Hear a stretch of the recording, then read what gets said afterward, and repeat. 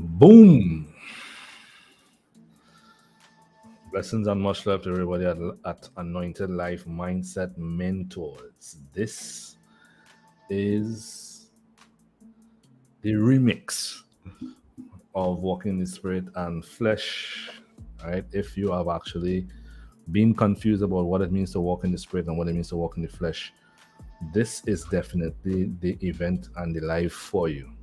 Right? If you know anyone in particular that wants more information or wants accurate information as to how to mechanically walk in the Spirit or mechanically walk in the flesh, I would encourage you to actually get to their get onto them right now and let them know, hey, we are here and this thing is rolling. All right, I'm just going to let everybody else in our Facebook group know that we are live on the Facebook wall. We are live. If you know anyone in particular who will benefit from this subject, please get them here now. Tag them right now. This is going to change the way you see life. And you're going to finally be able to actually get context as to what is the Bible speaking about all this time.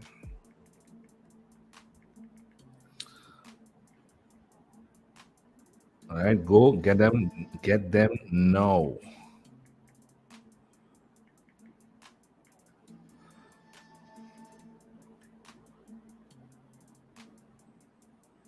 All right, just let me.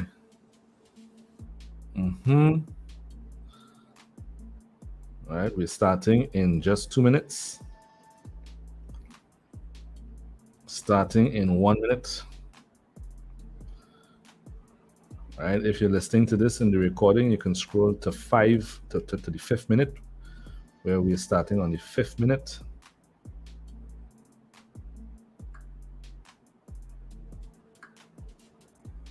Let's go.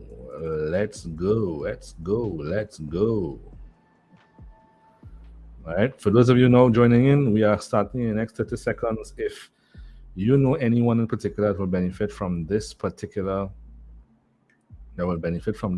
subject, I know everybody wants to know what this is about.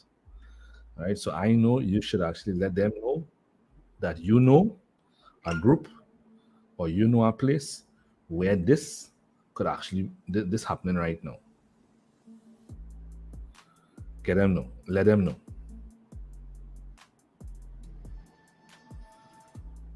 All right. Nice. So blessings and much love to everybody joining me at Anointed Life Mindset Mentors. If you join us on YouTube, this is Anointed Life YouTube channel. My name is Zane as in Z-A-N-E, and I am the headmaster mentor of Anointed Life Mindset Mentors Anointed Life Anointed Life, which is a community connected to the International Institute of Pneumatology that is dedicated to the pragmatic and experimental research of the ancient Hebrew principle of biblical literature, as well as the energetic mechanic of spirit. That is what spirit is and how spirit works according to the ancient Hebrews, to the principles of the ancient Hebrews. All right. This session here and tonight is actually called Walking in the Spirit, Walking in the Flesh. If you know anyone in particular that would benefit from this, subject, I would encourage you to go get them now. Right? Go get them now, because this subject in particular is a subject that everybody wants to know about, and everybody wants to know how to actually mechanically do it. Unfortunately, throughout the church age, throughout the westernized Christian community, westernized Christian progression, this is a subject that has been actually left under much clouds. Right? It's been clouded, and we are here tonight. We are here in this session about to clear this up. All right. Now, if you have been a believer for any length of time, you would know that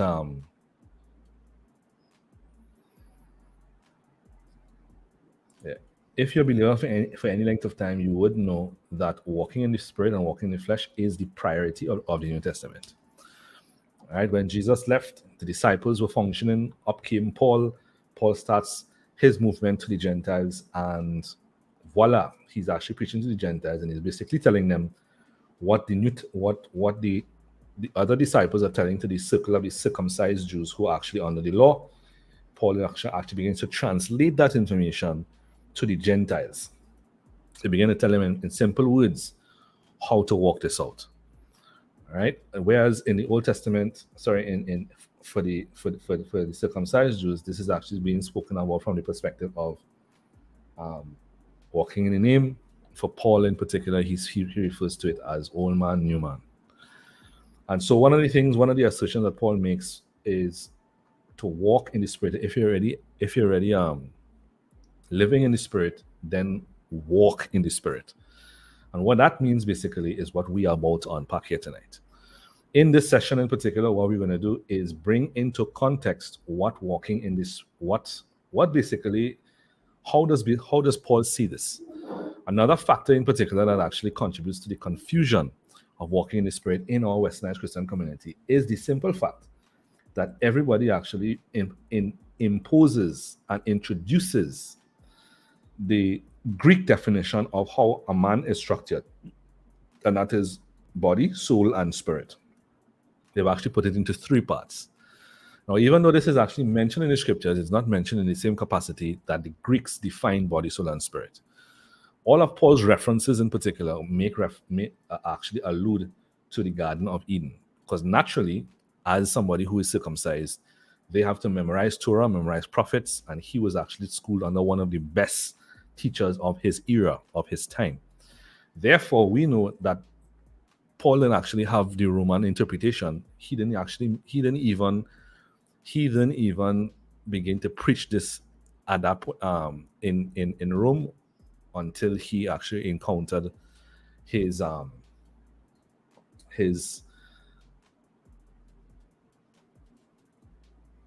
Savior, his Lord, on the road to Damascus. Yeah? And so before Paul actually introduces this to the Gentiles, Paul is schooled by the Jews. And the Jews, they actually memorize the Torah. And in the memorization of the Torah, in their understanding, the entire contingent of scriptures is founded upon the Garden of Eden. Therefore, Paul's understanding as to the construct of man is based on the Garden of Eden. Now, in the Garden of Eden, in the Garden of Eden, man is basically the combination of two factors, spirit and body. And this is where we're going to start here tonight. The combination of these two factors, spirit and body. All right. In the context, whereas the ancient Hebrews, they refer to the soul, whereas the ancient Greeks themselves refer to the soul as a third component of the body. The ancient Hebrews do not see the soul as a third component of the body, but the soul as one of the expressions of the spirit. Let's get that off the ground one time. The ancient Hebrews do not see the soul as a separate component of the body. They see it as an expression of the spirit. As a matter of fact, if you actually do some research into this, you realize that spirit and soul are very commonly interchanged. Right? And there is a context to that, but this is not the context of this of the session. We're not going to actually give you a etymology of soul, but basically just to make a clear differentiation. If you want to know more about this, of course, you'll know where to find us. But to put it very simple, the soul is really an expression of the spirit to the ancient Hebrews. So basically, in the Garden of Eden, when God says, we know that chapter 1 of the garden in particular are the speeches of God. Are the speeches of Yahweh, or the speeches of Elohim. And in chapter 2, we see that's the acts of Yahweh Elohim. So chapter 1 to chapter 2 verse 3 will be speeches. Chapter 2 verse 4 to the end of the chapter will be acts. Those two chapters are meant to come together as a couplet chapter or as a parallel. Therefore, when God said, let there be light, that is actually reflected in chapter 2 as God breathing the breath of life into the dust. Hence the reason Jesus actually refers to the light of life. This is also the reason why Jesus, whilst he was on the cross, when he finally exhales the breath from the body, there is that moment where upon an exhalation, the garden goes back to darkness. There is darkness. This is actually mirroring the fact that within the garden, there was no light in the garden before man. Man was the being of light in the garden that executed the word of God through the acts of Yahweh Elohim. Right? He was Yahweh Elohim with Yahweh Elohim. Now, this actually means that there is something also that we also need to get clear. To the ancient Hebrews, the breath of God is what was breathed into the dust. And in their context, the breath of God and the name of God are one and the same. That means that when God breathes the breath of life into the dust, which is actually what is called Adam, the breath being breathed into the dust would be God's name, which is Yahweh Elohim, becoming a living organism, a living physical organism. Now, many of us in particular hear the word Adam, and we think that, well, that is what God named the man in the garden. In the Garden of Eden, there is no individual identification or individual identity. The entire garden actually uses cosmic language to speak about species. Therefore, when the lion was named, it was not that lion that was called lion, and the rest of the lions that you'd actually have to find whether they should name him Jim, Harry, Mary, or Kate. Within the Garden of Eden, lion was the beginning of a species. Every tree was the beginning of a species. And therefore, when God says, let us make Adam, that is the beginning of a physical species. Now, the word Adam within the garden in particular is actually in reference to the physicality or the dust. What we were, in other words, what we would say body, they would say Adam. So Yahweh Elohim is breathed into Adam is Yahweh Elohim being breathed into the body. All right. Now, this is very important for us to identify, because if it is not, there's actually going to be a lot of confusion with regards to what, not only what we are about to cover, but there's also going to be a lot more confusion with regards to what you think you know. So far, we've actually separated the whole idea of soul being a separate component and actually included it in the context of soul being an expression of spirit to the ancient Hebrews, and that the breath is actually called Yahweh Elohim. And Adam is actually what was the title of the man in the garden. Now, in this diagram, you notice that we've included Jesus with Yahweh Elohim, and that's because in the New Covenant, when God breathes the breath of life into the dust, Mary was a descendant of the Adam in the garden, and God outside of the garden says, dust you are. He calls him dust. Within the garden, he had his breath, and therefore he had his name. Outside of the garden, he calls him dust. And that dust, when he is called dust, from chapter 3 of the narrative of Genesis, you see that Adam then takes on the identity, the personal identity, where he calls himself Adam, and then he refers to his wife as Eve. Prior to this, there was no personal identification, just identification of species. This is basically what Yeshua is, the Apostle Paul is actually trying to get everybody in the New Testament to come back to stop the personal identification and come back to your species identification. And since Mary was the descendant of dust, then she is titled dust by species, then the Spirit of God coming upon her is the same thing as the breath of life. When we breathe into her, and Jesus is therefore the beginning of Adam 2.0. He's called the last Adam, but in this case, the first Adam in the garden, the body was called Adam. Through Yeshua, the species is now called Yeshua. But we will explain that as we go along. So Yahweh Elohim is breathed into the dust, and therefore you have breath and body. Right? That means that breath into body is actually the same as spirit and dust coming together as one. Right? Very important to understand. I think I trust that I'm keeping this simple so far, so that we have no confusion. Therefore, what we call man and woman in the garden, which is Adam, is simply the spirit or the breath, which is called Yahweh Elohim, breathed into the body or dust, which is called Adam. And that is actually that coming together as one is called spirit. Sorry, is called man or woman in the garden. he was actually called Yahweh Elohim, Adam. And that simply, and that in particular comes from the fact that the identity pretty much comes from the spirit, because the breath is where the life is. The breath is where the energy is, the personality is, the person is. The breath, that breath is the person, Yahweh Elohim. And the dust was actually meant to be the image and likeness, which means breath into dust. The body becomes the image and likeness of the spirit, of the breath, right? So it is an expression of the spirit. Now, there are two ways to identify oneself as a species, right? And this, we're taking this back to the garden. Both has a name that defines it.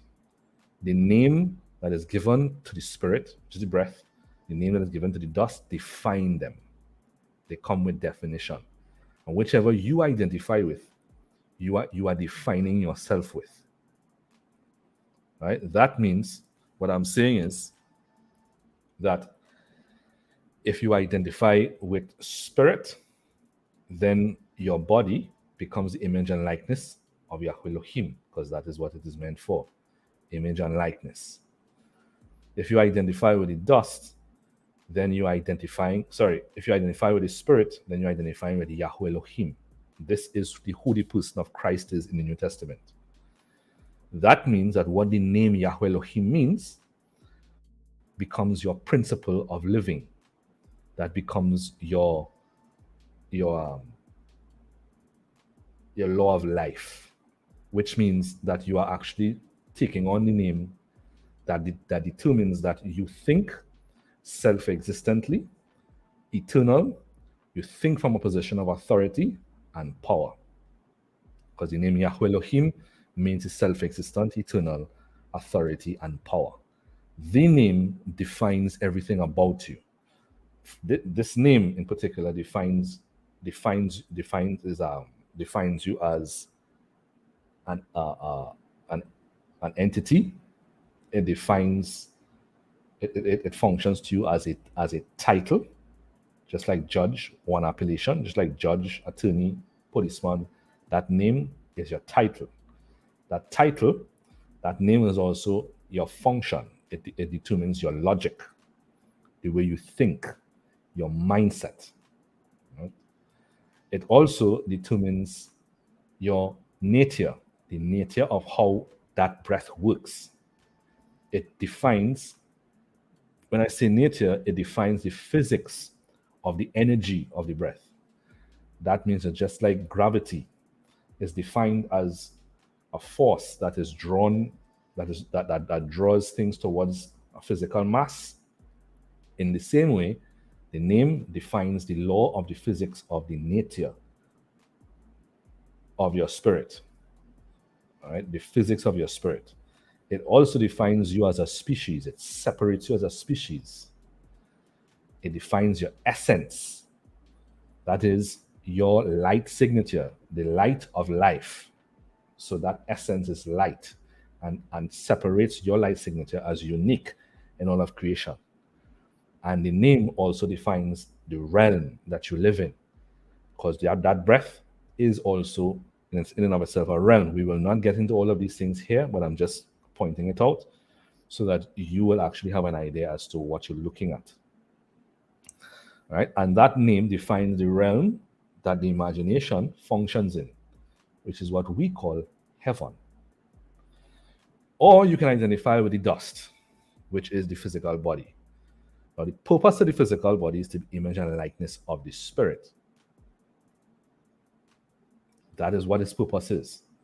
It is dust. And therefore, just as Paul says in the New Testament, it is meant to make you visible. It is meant to make Yahweh Elohim visible, make the spirit visible. All dust in all of the universe makes spirit visible. Right? That is the purpose of the dust, to demonstrate the image and the likeness of that spirit. Now, if you are identifying with spirit, the body naturally receives life from the spirit, because that's the purpose of the body, to be the image and likeness of the spirit. If identifying with the dust, then what tends to happen is that in identification with the dust, you cannot hold more than one awareness, which is actually how you are designed. You are not designed to hold more than one awareness. So if you are functioning, literally, if you are functioning or you're identifying with the dust, then what you are doing is identifying with being the image and likeness of something. That also means that you lose the awareness of the spirit in your body. And if you function as image and likeness, you lose the awareness of your spirit, then naturally you become aware of all things dust. And you begin to pursue some other, you begin to pursue a source of life that is usually physical. So let me just repeat that again. If you identify with the spirit, the body receives life from the spirit. The spirit, with the breath, is called the breath of life. Therefore, its function is to generate life. If you identify with the spirit, you live in an awareness of the spirit, and that awareness causes your body, which is what is making the spirit visible. It gives it life, right? Hence, eternal life. If you identify with the dust, just as the man is identified outside of the garden, you are no longer identifying with the spirit.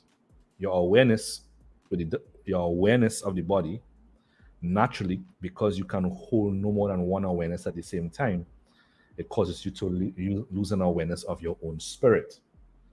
That means that if you are aware of the dust, then you become aware of dust all around you, and you begin the pursuit of something of the dust as a source of life. The spirit generates life, and if you're identifying with the body, because the body is meant to be the image and likeness of something, it needs a source of life that it can express. It cannot generate life on its own. It is not meant to generate life on its own. Right? And this is evident as we see when persons pass. You notice that when the spirit leaves, the body does not generate life on its own. It goes back to where it came from. When the spirit enters the body, then there's growth, because it is an expression of a source of life. Now, the name of the spirit, basically, as we covered it, as Yahweh Elohim,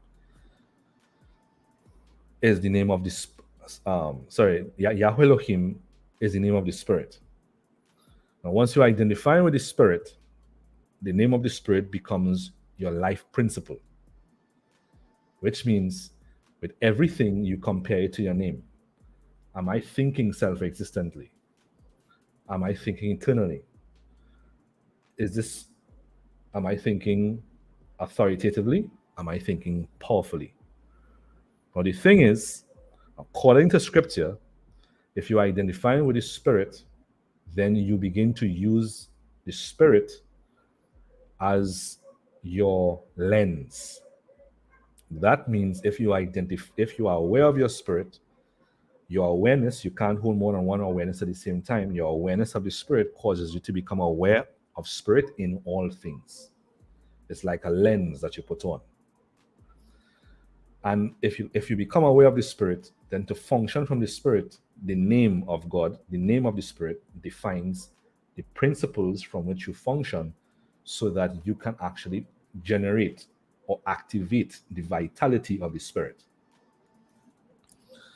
Right? That means that if the name is Yahweh Elohim, Yahweh Elohim becomes a definition that you use to define yourself first, as well as how you define all things.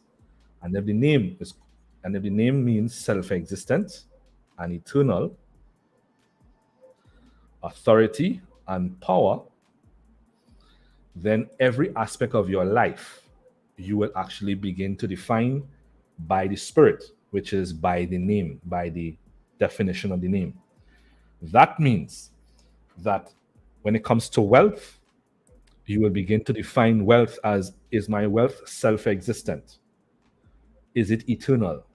Meaning, is it Is it something that is actually going to have sustainability, longevity, eternal life? Is my wealth, am I actually functioning and managing my wealth from a position of authority, from a position of power? When it comes to people, you also, just as you are defined as self-existent and eternal, authority and power, you respect people as self-existent also and eternal. You respect them as authorities in themselves and power, which is where equity is born.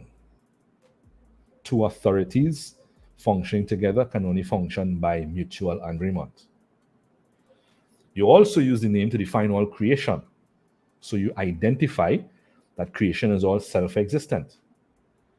And because you are spirit, and you have rulership over creation, then your self-existent life is filling the creation. But because creation is also created to be self-existent and eternal, you recognize their existence as the authority on the expression of what they are, and that is the power, and that also beckons anew equity to all creation, an authoritative equity, because the creation is actually designed for you to fill it with life. You rule over it, and if you are the breath of life, then you rule over it, and by ruling over it, scripture indicates that authority means the ability to fill spirit or creation with spirit. And if you are life, then you are filling it with life. Also, all of your ideologies would become self-existent. So naturally, when you think about yourself in society, you see yourself as self-existent. This is exactly what you see prophets do in the Bible. When they step into the name, they tend to move away from society and they get into the mountains where they are alone. Yeshua in the wilderness, where he's alone, is actually functioning self-existently, meaning he is not codependent on anyone. Right? Which brings me into if you're functioning in name, what your perspective is not. So we just identify what your perspective is. That means let's now reverse the order. When it comes to ideology, you do not use anything in creation, anything that is established, to define yourself, nor to measure other people. So when it comes to social status, you do not use the social environment or the social norms to identify yourself. You're not codependent, you're self-existent. And by not doing, you don't do that because that is a temporal way of thinking. Because the social status and all of these things, if all creation is dependent on you for life, then without you giving it life, they are going to be short-lived. So all people's perspectives are going to be short-lived. Now, we see this in our society where trends come in and out. And so if you use social status, for example, as your reference point, you're not only being codependent, you're being eternal. Nor are you functioning as an authority. Right? Whatever the norm is becomes an authority over you. And that would mean that you are actually using it as your spirit instead of actually functioning from the energy and the vitality of your own spirit. Right? And you're also functioning powerlessly. The same thing with creation. What you do not do with creation is actually use anything of creation, like money, physical creation, as a codependency, using it for identity. Right? That's temporal way of living.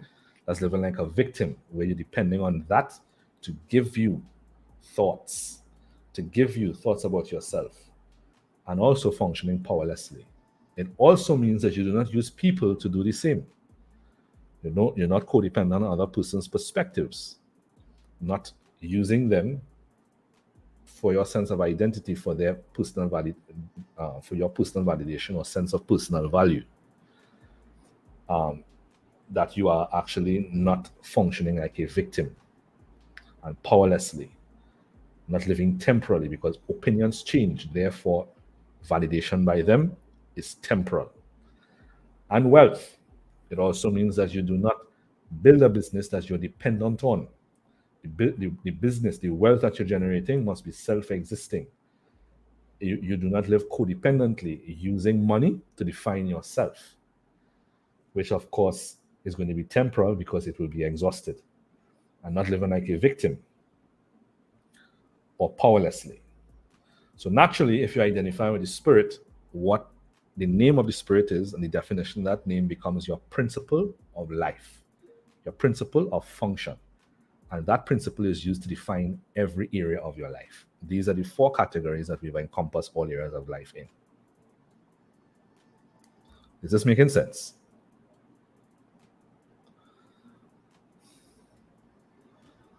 Right? So, what does it mean to not walk in the spirit?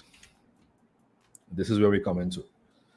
Now, if one chooses to not identify with the spirit and live in the awareness of the spirit in you, then naturally your default is to be aware of the body, which means that you're no longer going to be using your spirit as a reference point to live, because you cannot live from what you're not aware of, and you can only have one awareness at a time. Now, because you are not living by spirit, which is the life giver, or where the vitality comes from, you're living by the dust. And the purpose of the dust is to be image and likeness of some spirit. Then what tends to happen is that because you are aware of dust, then you're going to be aware of physicality. If you're aware of the spirit, you're aware of spirit in all things, and therefore you treat it with spiritual respect. You give it spiritual reverence. If you're aware of the dust, then you see only dust and physicality. Therefore, naturally, if you're functioning from the dust and the dust is defined as image and likeness, then what you're naturally going to do is to live a life in pursuit of using something in the capacity of your spirit. That means that you pursue physicality, you pursue external things to function as your spirit, or to function as your wisdom. So where you're walking in the flesh is where one chooses an external priority to use like their spirit or to use for their wisdom, and then define the rest of life through it. So if you actually identify with the dust, naturally you're going to look for something external. And let's say we use people. What you're actually going to do is to treat people's opinions as your wisdom for your identity. So your identity is actually born out of their opinions about you. Once you do that, naturally their opinions that give birth to your identity, because you're using them as your wisdom or as your spirit, because you're not aware of your own, you now begin to define creation by their perspectives. You begin to define your wealth by their perspectives. So you will be as wealthy as they say that you will be. You begin to define your ideologies, your perspectives based on their opinions. The awareness of the dust means a lack of awareness of your spirit, and therefore you are pursuing something external to be your spirit or to be your wisdom, and you define the rest of life through that. That means that all creation is going to be judged by the opinions that you are using to give birth to your identity, or that you are using in the capacity of your spirit. Notice here that you are not generating life, which is generating thoughts of your own based on principle. You are actually receiving thoughts and assimilating those thoughts in the capacity of a spirit, because you have none right now. Right? You will judge ideologies based on the opinions of the clique that you align yourself with, and your wealth will be limited to what their opinions are. Is that making sense? Right? Let's say we switch it from people and we make it wealth. Right? If you use money, which is basically physical creation, but is included here to encompass all areas of life. If you use wealth as your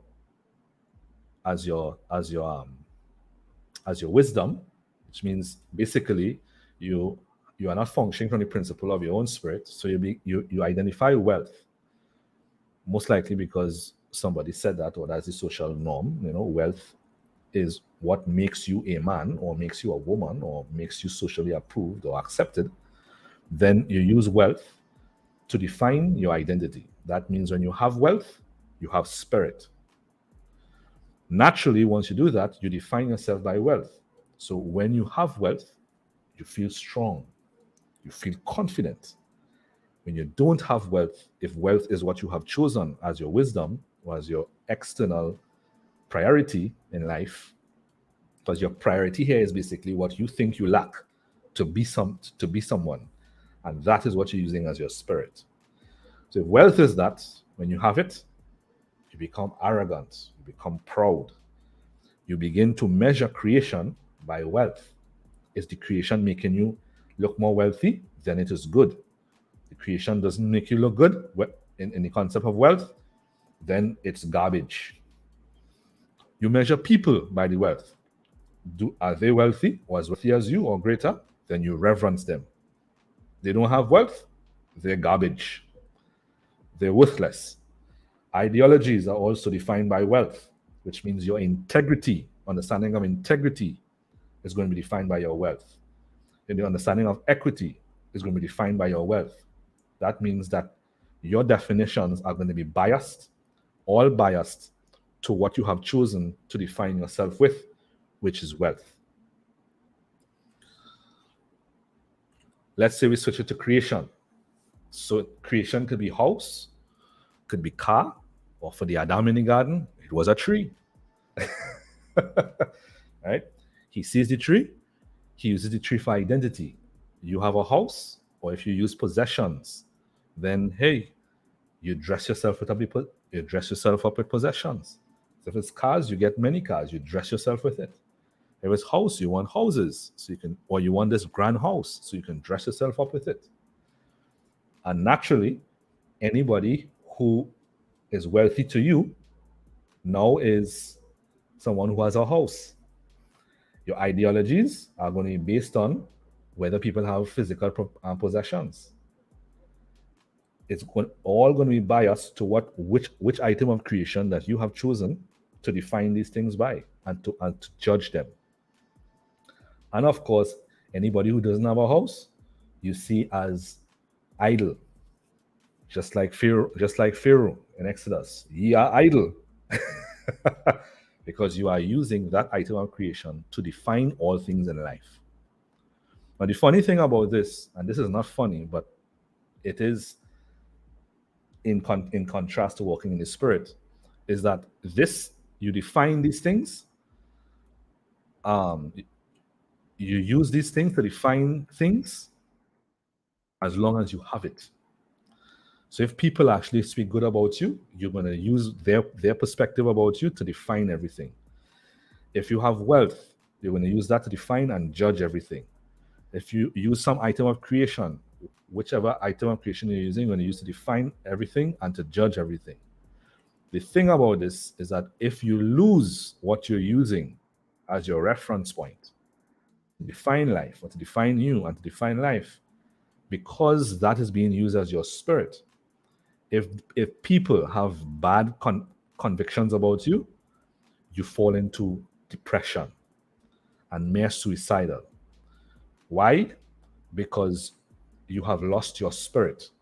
And just as somebody passes and the spirit leaves the body, losing what you're using as your reference point and the capacity of your spirit and wisdom is the same thing as death.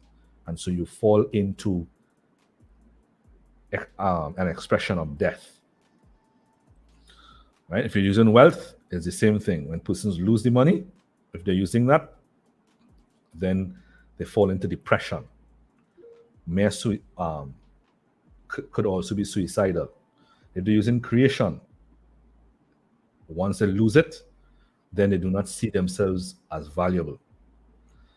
Also, the same thing if they're using ideologies, right? Ideologies here could be social status, economic status, religion, rules of your religion. Let's speak about that. Since most people in this community are believers. So you went to a church, and the church tells you These are the rules that they need to follow to be considered righteous, which means you are gaining your value by these rules. So once you do that, you begin to define your wealth by it. Right? That means that your wealth could only be what the rules say. So if the rule says that you have to be poor, then you have a struggle mentally to come out of that. Because the external reference point that you're using to define yourself, you're also using to define every area of life. Creation is going to be validated by your rules. Wealth is going to be validated by your rules. And you're also going to validate people by those rules. Because that is what you're using as your spirit, as your wisdom. Which means that if the people don't match the convictions of the rules, you actually call them sinner and you tell them that they are worthless. They are going to hell. If the creation does something that is contrary to your rules, you treat it with scant regard. And if somebody actually does not meet your rules and they're wealthy, then you tell them that their wealth is of the devil. Is this making sense? Right? That means that this here is defining all of these. And if, according to the ideology, you yourself find yourself as not matching up, or somebody actually says, according to the rules, that you are like your leaders, they actually bash you because they don't see you as following this, then you behave, then you feel the essence of death. Because just as the spirit leaves the body, and that is called death. When you're not meeting up to the ideology, you actually feel no inspiration to live. You feel the expressions of death. You fall into depression, anxiety, and become borderline suicidal, and in some cases suicidal. This is actually what is called religious trauma, right? Where you have been told, you have been treated as though you are not matching up to the ideology that you were tricked into using because of mere identification with dust. And when you were told that you don't match it, you experience death, aka mental health issues, religious trauma, emotional trauma, everything that psychology identifies as these traumas and anxiety syndromes, all of these things, according to the Garden of Eden, are actually expressions of you losing the external thing that you have used as your wisdom because you are not aware of your own spirit. You are aware of the dust, and therefore you're looking for something dusty to identify with. Would this apply to how you see God too? Most definitely. If you see God according to the ideology, then you create an image of God based on the ideology. Right? If you're using wealth, then you're going to see, if you're using creation, item of creation, then the God that you serve must be a God to give you that. Right? That's why the prosperity gospel. All of these things are based on external reference points. If you're using wealth, right? When the prosperity gospel was born, because wealth was used to validate a believer. So the God that they serve must make them wealthy. And so they begin to speak that God will bless you and give you a house and a car and all the dreams. Because wealth has been chosen as their wisdom to define themselves by, and therefore the concept of God is actually going to be connected to what they use as their external priority. If they use people, then God is always going to be humble. God is always going to be loving to people. And whatever their perspectives are, like pastors, using leaders, church leaders to define what you are, God is going to be actually created in your mind according to their rules of validation. All of this is what walking in the flesh is. Very simply, where you are not aware of your own spirit and you're using an external thing, whether ideology, people, some item of creation, or wealth, to define yourself and therefore to define all things in life as well as validate all things in life. If you use people, then you will validate everyone by their opinions. Yourself, you validate yourself first and then measure others by that. If you're using creation, whatever item of creation you're using, you define yourself with it, you dress yourself up with it, and you validate everyone else and all creation by that. You also find your tribe. Your tribe is the one that is using the same priority that you have chosen in the capacity of your spirit and the capacity of your wisdom. If you're using wealth, then you judge people by the wealth, you validate them by wealth, because you are actually getting your validation from that. Walking in the flesh is actually a biased way of living. In the Old Testament, this is actually also called the way of the wicked. Just say no to dust. Yeah, brother. Let me put you up on the screen with that one day. Just say no to dust. All right? So, basically, you have a choice. Either you identify with your spirit and use the name of your spirit as your principle to measure all, to define yourself, to define the way you think, as well as to acknowledge creation and to define how they work and to define how they should be treated with the same principle of your own spirit. Which means that if Yahweh Elohim means self-existent and eternal, then you treat, just as you define yourself as self-existent, then you actually use the promises of God as your lens in life. Why? Because the promises of God have been spoken by Yahweh. And if you have the spirit of Yahweh, then the promises of God would be the perspective of Yahweh Elohim. So your covenant is designed to keep you there. That's why the new covenant has given you the promises. It's the words of your own spirit. Right? If your spirit is authoritative and powerful, then you recognize other people as authorities and you respect them. You do not try to gain control over them or manipulate them. You respect them. You treat them as power. Power speaking to power with mutual respect, equity. You treat all of creation with the same, giving them life. Right? If you function by the Spirit, you generate life, which, as I mentioned, automatically fills your body with life, hence life eternal. If you function by the dust, you identify yourself with the body or the dust, then you lose awareness of your spirit, and then you look for physicalities, either people, wealth, ideologies, as well as some item of creation to use in the capacity of your spirit, because the awareness of the dust causes you to lose awareness of your spirit, and therefore you go in pursuit of validation, which is in pursuit of spirit or something to give you wisdom. Does this make sense?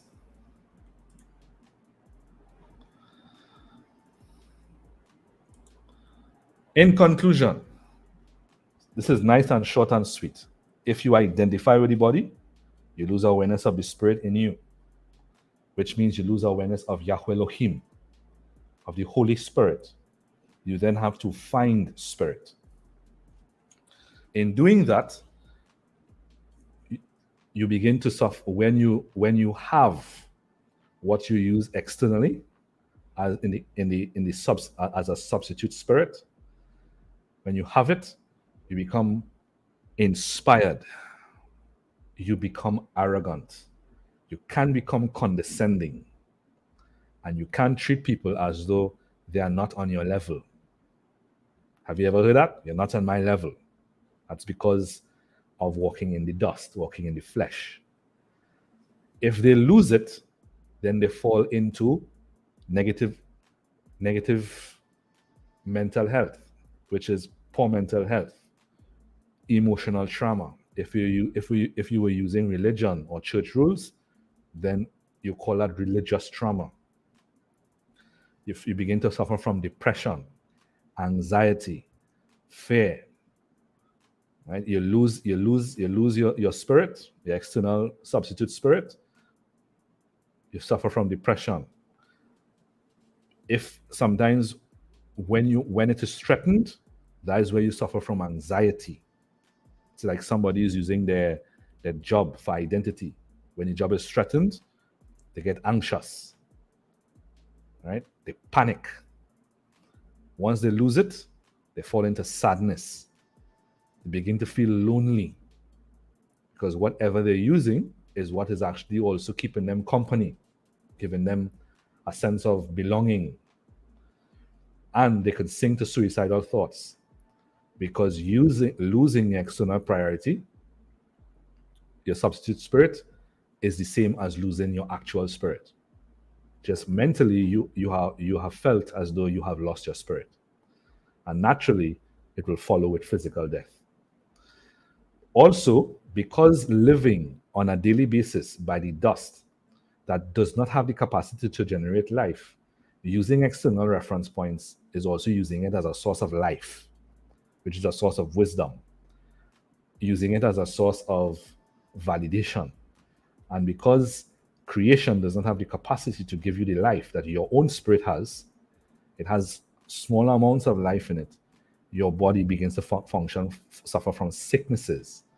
Why? Because it is actually not receiving life. It receives life from its own spirit.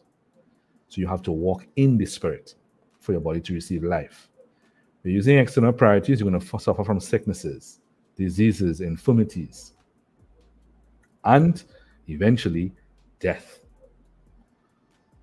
Right? Everyone who is speaking or have been told in religious circles that you have 60 to 70 years, that was actually given to the people in Israel who was walking in the flesh in the desert. And God told them that the generation after you who is walking in the spirit, who know no knowledge of good and evil, will actually make it into the promised land. And God told them you have 60 to 70 years to live so the next generation can move on. So that the generation, there's no more than 40 years. So the generation does not go into the next generation. So if you have been taught 60 to 70 years, that's because that whoever taught that, they didn't know either didn't know, or you'll only refer to 60 to 70 years if you're using an external reference point. You have your own knowledge of good and evil. By the way, this is what the knowledge of good and evil means in the Bible. Using your own spirit, external thing that you're using for spirit. Your own knowledge of what is functional from what is dysfunctional. From what is acceptable, not acceptable. Your own knowledge of what is validated and what is not validated. All right. Also, where it is threatened, like you ever speak to someone who uses money and you speak ill of their money, they get angry. You threaten their identity. You are attacking their identity. Anger usually comes where someone's external point of validation, the external spirit, is actually being diminished, and they get angry. Broken marriages come from the same thing. In marriage, what takes place is that partners usually have their own external priority. If they're not in Christ and is taught what I'm teaching you here, even if you're in religion, you usually get married, and two people get married having their own external priorities. And what tends to happen is that, especially in our religious circles, where there's some of the highest statistics of divorce, there has been no agreement concerning the priority. And so because there's no agreement concerning the priority, both parties end up actually fighting for the priority of their priority, for their priority to be given priority in the marriage. And so because of that, where the other party doesn't give their priority, doesn't prioritize their priority, then they feel diminished, they feel hurt, they feel emotional hurt, they begin to feel depressed, they fall into poor mental health. And the partner that is asserting their priority feels strong and arrogant and begin to judge the other by his or her own priority. And there you have the beginning of destruction. Now, what I want you all to note here is simply that the Garden of Eden in very simple terms, explains the mechanic of spirit and actually explains to everyone who's listening and will be listening to this what psychology still cannot solve. The Garden of Eden teaches you how to solve it because this is how spirit works. Every person needs a priority. They need a spirit. And if you lose awareness of your own spirit and cannot be self-existent and eternal and function as an authority and power from your own spirit, then you're going to look for something to use as a substitute of that spirit in the lack of awareness of your own spirit. And there goes where you have it, narcissism develops over time. Where you don't have it, depression, manic depression, suicide, fear, anxiety, panic, sadness, loneliness develops over time. Right? Where this person doesn't have what they had been taught to use as their priority. Is this making sense? This is why believers in understanding how they work do not need modern psychology. They need to understand where they put in their priority. This is also why the person, when Jesus was speaking, when the rich man approached Jesus and he said, "Sell your stuff and follow me," his priority was wealth. And so he walks off sad, depressed, down, because what Jesus just told him is surrender your priority and make the name of God your priority like me, and follow me doing that. And he found it difficult to let go of that because he's built an entire life on an external spirit, on using something external of him as his spirit or as his wisdom for his value. All right? So, if you identify with the spirit, then naturally you understand that the body is not the image and likeness of life. That means identification with the spirit through understand and through using the definition of your spirit, the definition of the name of your spirit as your principle of logic results in good mental health. Why? Because the spirit is given to you forever. It is eternal, therefore you cannot lose it. External priorities you can lose. Your spirit as a priority is given to you eternally. You cannot lose it. So you will always be in good mental health. You'll always be in good emotional health because your priority is the spirit of Elohim in you, Yahweh Elohim. You'll always be inspired. You live in peace because people cannot take that from you. You'll always be confident because the name tells you how to think. You'll also feel joy, but you are at rest. You are comfortable with oneself, with yourself. You see your future as bright because you're generating life. And every time you function from your spirit, you generate life. Your body is filled with life. It stays in good health. So you feel robust. You have a good sense of well-being. Your strength continues to fill your body. You have abundant life. This is what Jesus means by you have life and life abundantly. Your marriage will always be intimate. Here's why. Where two parties function as self-existent and eternal authorities and power, then both parties acknowledge each other as authorities, and therefore they make agreements. That's why covenants were used in the Bible. A covenant is an agreement, a mutual agreement, where both parties can now express what they want from the connection. And therefore, in expressing what they want, both parties take on each other's expectations once they're agreeable. And what you have is mutual inspiration and intimacy is born. So your marriage is now intimate on levels that your mind cannot fathom. You'd also be able to generate money because where you're living by the dust, then you look for a job to give you a sense of security, external priority. When you function self-existently, you don't depend on external things to give you money. You generate business to function self-existently. So you can create what we call passive income. Right? You also have great self-esteem because your spirit is power. It's all powerful. And of course, you have equitable self-worth. You don't have low self-esteem. So whatever your spirit is, you are. And therefore, equitable self-worth means that you respect that same worth in others. Is this making sense?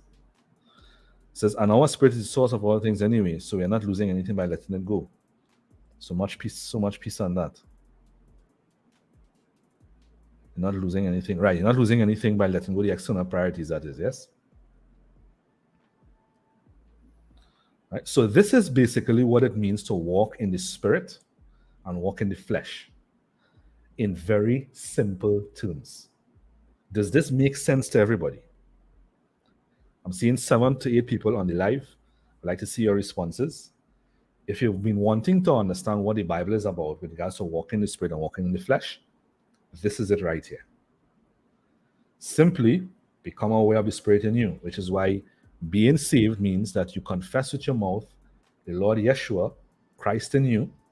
You believe in your heart that God raised you in his name from the dead. So if his spirit was raised from the dead, then you have been raised from the dead. And therefore his history, because you have his spirit, his history is now your history. His future is now your future. His present is now your present. So therefore, you have a species history, a species future, as well as a species present reality. So if Jesus resurrected, you're resurrected because you have his spirit, because his spirit comes with his history. Right? I'm not seeing who, somebody there. I'm not seeing that picture. Let me just look on my phone here and see if I see who talking to me right there, brother. Who is speaking to me? Hey, that Aaron Pierre, boy. Lessons and much love, bro. Holy Sister Jimmy Heck shook. Lessons and much love, Holy Sister, and our spirit is sort of right. Nice. So Jamie was the one that asked the question. Holy Sister Hannah is here also. All right. And now looking at my Facebook, right? Some of your names didn't come up on StreamYard. I'm just seeing a blank picture and the comments. So I just saw who was speaking to me. Lovely. So you wanted to know what the Bible is about. Here you have it in 1 hour. 60 minutes, you just learned what the Bible is about. You just learned what caused man to fall from the garden, how man was functioning in the garden, functioning from his spirit. He fell outside of the garden, falling out with no longer identifying with his spirit, but identifying with the dust, which is why he said God named him dust. And therefore he began to pursue things of the dust, all things external, pursuing validation, pursuing spirit, because he has lost an awareness of his own spirit. Because the man in the garden basically was Elohim, by doing that, he locked himself there. So then Yeshua had to come centuries later, millenniums later, take on the identity, being pure but still powerless.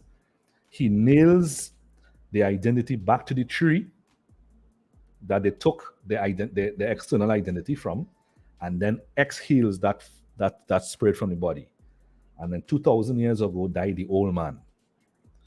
3 days and 3 nights later, the breath of life, the Holy Spirit, the Holy Ghost, the same ghost that you know when the Bible says, and they gave up the ghost, now you have the Holy Ghost, which is the spirit that you're breathing, breathe back into all of humanity. And Jesus' instruction to his apostles was, go tell everybody that you have a new spirit, and now you can live from the power of Elohim, which is your own spirit that is in the body, Christ in you. That the species is now Yeshua. This is a Yeshua race. And everybody can live from this spirit. Does that make sense now? The Bible in 1 minute, 1 hour, and 5 minutes. Right? So,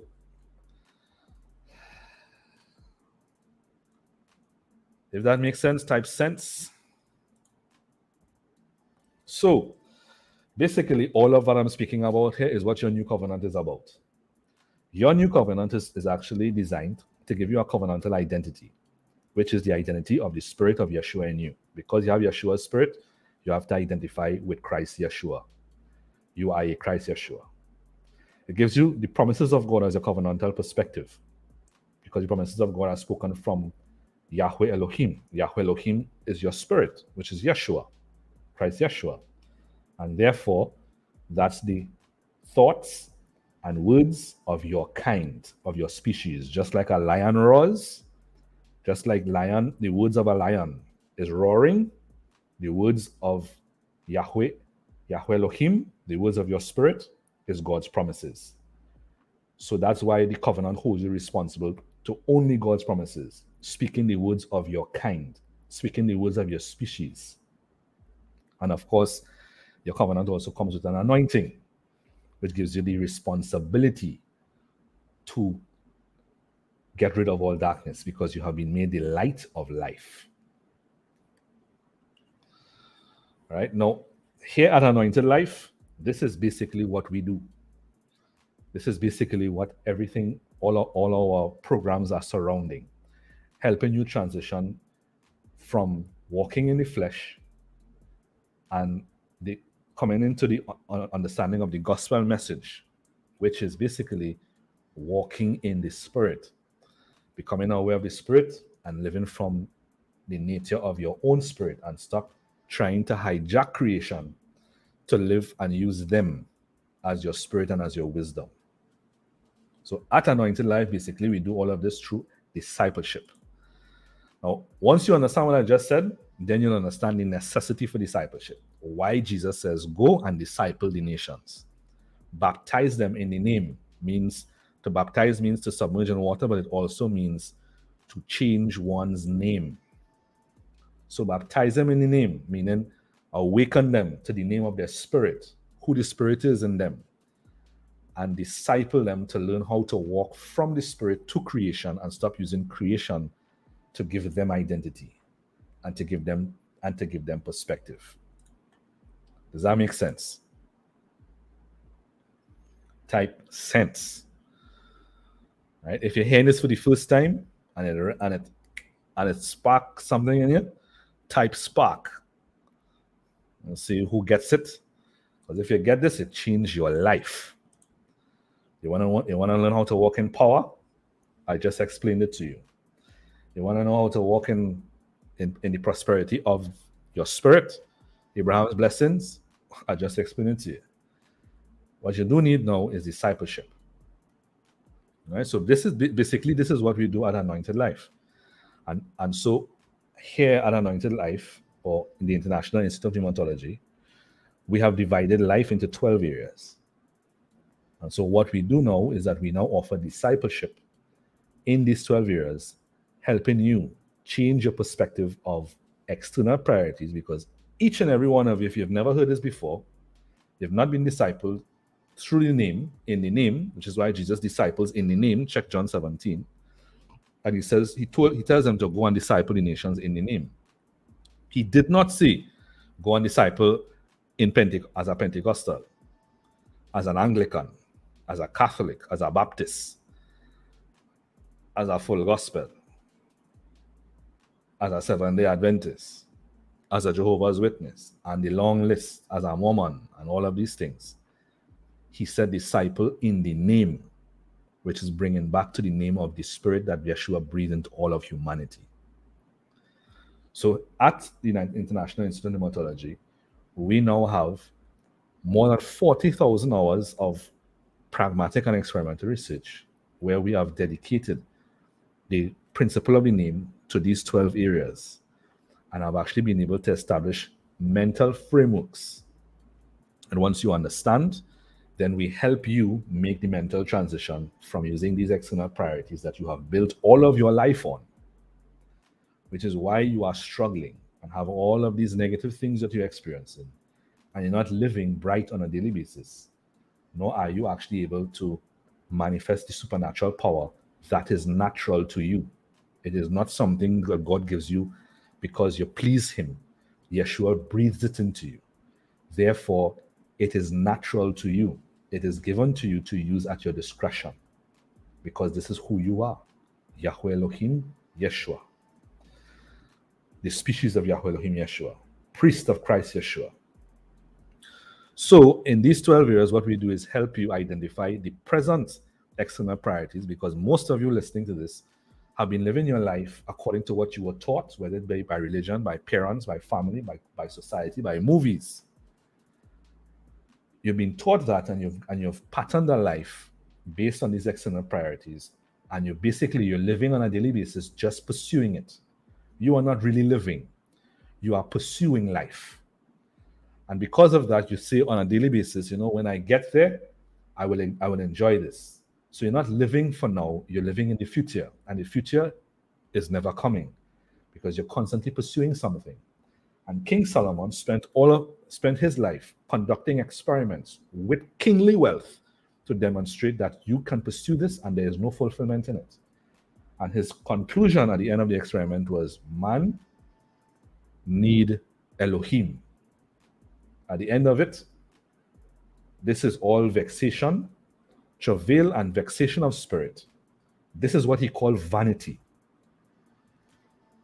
Living in the flesh is what he calls vanity, because you never get there. You're always pursuing it like a hamster on a wheel. And his conclusion was, man needs Elohim because all of this is vanity. It is travail and vexation of spirit. All right, so what we do is that we help you start with identity, mindset, help you identify what you're using to identify yourself with. And we take you through 4 phases. We help you identify it, then we help you invalidate it. Then we educate you on the new principle, what your identity is supposed to look like through the name of your spirit and the principle of your spirit. And then we reorientate you by giving you a mental framework that you can use to begin to live on a daily basis through the principle of your spirit. That usually awakens the spiritual manifestation inside of you. Right? Everyone who we have coached have had the same experience. We also help you do that with physical health, the same process, because you have been using external priorities for your physical health, for your family and friendships. You're using external priorities for your relationships and your marriages, for your fun and your leisure. You're using it for your home environment. You're building your household based on this external priority. You're using it for your career, your finances, your parenting, your social interactions, your societal, how you understand society, the societal norms. You're even using it as to how to be able to interface with your government. We take you through the 4-stage process so that you can live from your spirit. Identify, invalidate, educate, and reorientate so that you can now live from your spirit with regards to health. Have healthy family and friend relationships. Have functional intimacy in your marriage and in relationships. Have fun and leisure from the spirit. You have never experienced that. Reorientate your home to reflect the spirit. Most of you have not experienced that. Your home is supposed to have the same power and glory in it like the temple of old because of you, from your spirit. Your career would skyrocket because you will become the mastermind of your career once you understand how to use the logic of the name in your career. You will become the mastermind of your field. Finances, you'll generate it and create finance with ease. Create self-existent wealth. Your parenting will change. You will actually govern your children differently, bring them up self-existently so that they're not codependent and they do not repeat your mistakes, nor actually live a life where they can fall into violence, life of violence or life of drugs, which are things that people use when what they have been taught to validate themselves by, they do not have. They've lost it. They do not have it, and they're living in depression, and they're using drugs and these things, as all vices come from living in the flesh. If you're living from the spirit, you're always inspired. So there's no need to depend on other things to actually get you there, to give you some sort of inspiration and peace. You'll interact with society differently. When people write things on Facebook, on social media, it doesn't bother you. Because what they're doing is trying to invalidate you, to validate themselves. And then you go and you respond when you're walking in dust. But you're trying to validate yourself. And so to validate yourself, you have to respond because they're touching your validation. You see this with people who actually try to call you out, or they attack your church doctrine, the doctrines that you believe, and you're going like a rah! External priorities. who could touch your spirit? Right? So once you're reorientated, your social interactions are peaceful. Your interaction with society, peaceful. You actually begin to function in society independent of society. So naturally, you become an icon in the society because you function from your own spirit. Right? Over time, the spirit will exalt you in the society because you are now functioning as Yahweh Elohim in a society that is actually being pulled in one direction because all of them functioning from the same priority. And you become exemplary with regards to treating with government. You might be also helping government solve their problems. All of these things have been given to the sons, to the priests of Elohim, to everyone who is a believer. The name has been given to you to solve your problems, to solve the problems of your home, your community, your country, and internationally. Believers are actually not functioning like this because they have not been taught what the name really is. So, at Anointed Life, International Institute of Pneumatology, we help you reorientate all of this so that you can actually come back to your own spirit, live longer, and live in peace, joy, happiness, and be the creator that you are called to be. All right. So, if you would like to actually get involved in and start this process, we offer one-on-one mentorship. Right. On our we actually we have a Patreon community, and you can become a one-on-one mentee in the name. Right. And in this one-on-one mentorship, we have that says group there. That's not supposed to be there. This is actually one-on-one, and we help you go through those 12 areas of life. And one-on-one mentorship also, we actually show you how to apply the name to the spiritual gifts. And you will see that you have all 9 gifts working in you, and you can function from them mechanically. Right? Once we reorientate you, you usually begin to experience spiritual manifestation.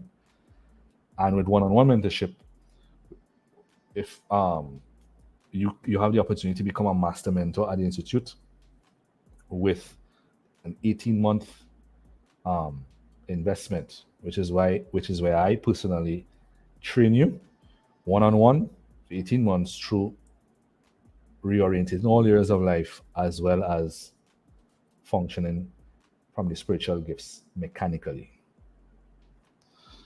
All right. If you don't want one-on-one mentorship, we also have the group coaching program that's running right now on Patreon, on our Patreon community and our private members Facebook community also, where each month we go through each area of life. We actually began just 3 months ago.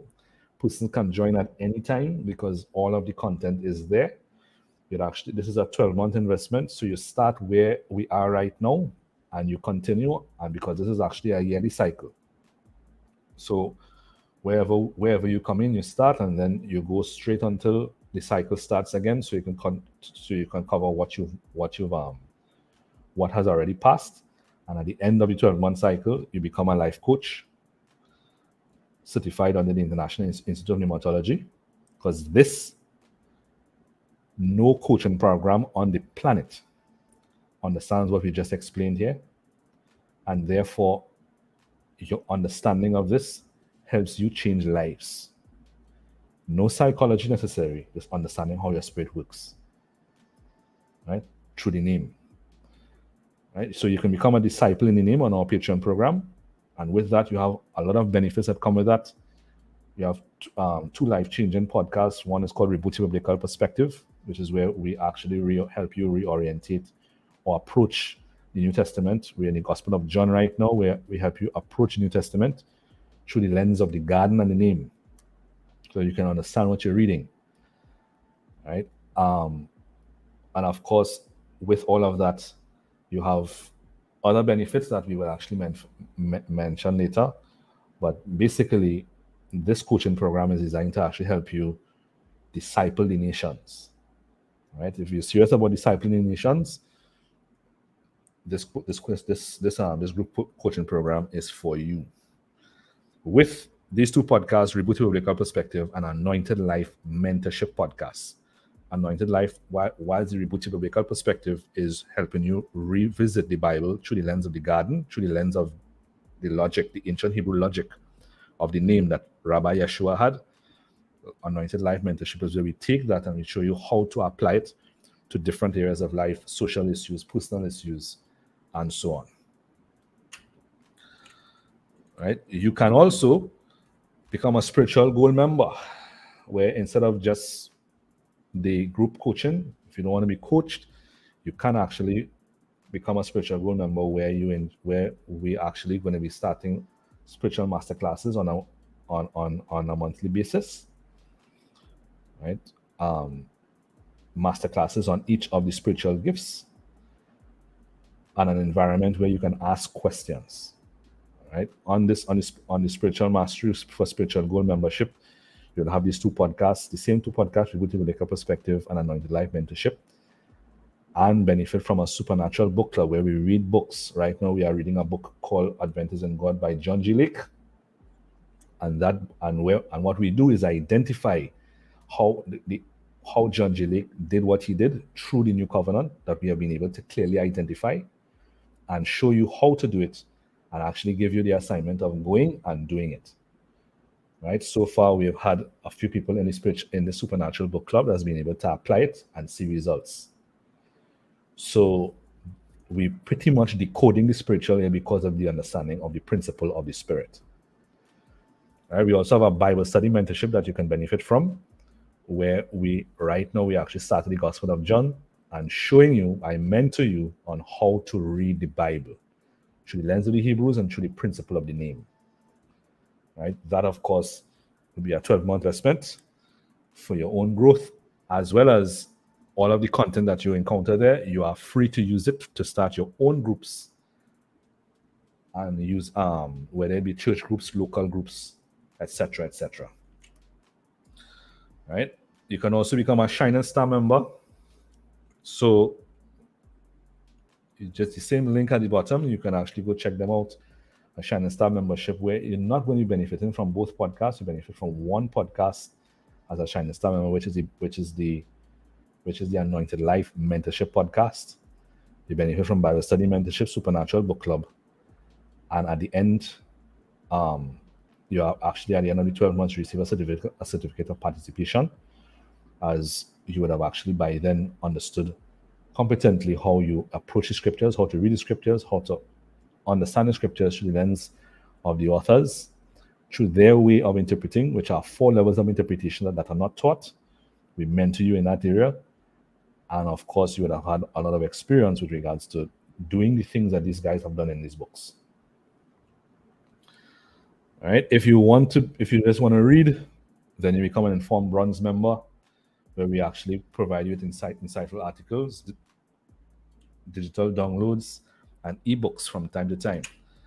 And of course, if you like what you understand here today, you can just become a monthly supporter for just $3 or $7 a month, where your contribution helps us continue to do what we do and continue to make the mysteries of the Bible plain to you, as we made plain to you today. All right, for just $3 or $7, with regular digital downloads, phone wallpaper, ebooks, and exclusive updates, and other digital downloads that will be beneficial to you. All right, so I trust that this has been beneficial to you. We are Anointed Life of the International Institute of Pneumatology, educating believers on their spiritual mechanics. If you've never understood the Bible, you've just understood it in 1 hour and 5 minutes, basically. All right, I trust that this has actually brought us into context for you. And if you're willing to make that step and move forward, we are here. Contact us on Patreon. Remember, www.patreon.com/Zane_EL_Fuego. Huge shout out to everybody joining me in the comment section. I just want to shout out Israel John Masse, Audi Mitchum Alexander, Aaron Pierre, that's my cousin here in Trinidad and Tobago. Good to see you, bro. Blessings and much love. Holy Brother Donald Davis, Tanya Woodkey, Jimmy Heck Shook. I think that's everybody. And Hannah Leota Johnson. Blessings and much love to each and every one of you, holy brothers and holy sisters. All right, so this will be left in the group. Please feel free to actually look at it. If you would like this presentation as an ebook or as a presentation, you can actually access it. You'd actually have to become a what do you call it? Shining Star member. That's just an investment of $25 a month, where you can actually benefit from the supernatural, the Bible study mentorship, supernatural book club, as well as the Anointed Life mentorship podcast. You can gain this presentation or this in ebook for an investment of becoming a member for $25 a month. And once we do other podcasts, other presentations where we reveal these concepts of the Bible in these basic formulas, you'd actually inherit that also. All right. So on that note, blessings and much love. Review this, understand it, and change your life. Boom. Yeshua.